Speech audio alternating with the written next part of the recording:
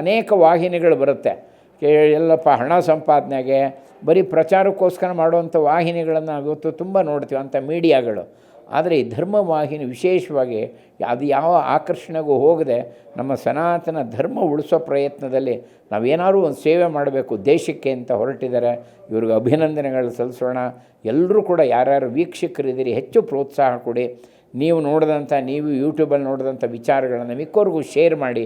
ಹೆಚ್ಚು ಜನ ಸಬ್ಸ್ಕ್ರೈಬ್ ಮಾಡಿದಾಗ ಏನಾಗುತ್ತೆ, ಈ ವಾಹಿನಿ ಚೆನ್ನಾಗಿ ನಡೆಯುತ್ತೆ. ಈ ಪ್ರೋತ್ಸಾಹ ಕೊಟ್ಟರೆ ನಾವು ಸನಾತನ ಧರ್ಮದ ಸೇವೆ ಮಾಡುವಂಥ ಫಲ ನಮಗೆಲ್ಲ ಸಿಗುತ್ತೆ ಅಂತ ನಿಜವಾಗ್ಲೂ ನಾವು ಈ ಧರ್ಮವಾಹಿನಿಗೆ ಅಭಿನಂದನೆಗಳು ಸಲ್ಲಿಸ್ತೀವಿ.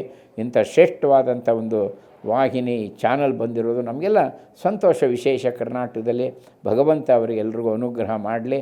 ಯಾರ್ಯಾರು ಪದಾಧಿಕಾರಿಗಳಿದ್ದಾರೆ ಮತ್ತು ಅವರ ಮುಖ್ಯಸ್ಥರಿಗೆ ಎಲ್ಲ ದೇವತೆಗಳ ಸಂತರ ಆಶೀರ್ವಾದ ಆಗಲಿ ಅಂತ ಪ್ರಾರ್ಥನೆ ಮಾಡ್ಕೊಳ್ತೀವಿ. ಶ್ರೀ ಕೃಷ್ಣಾರ್ಪಣಮಸ್ತು.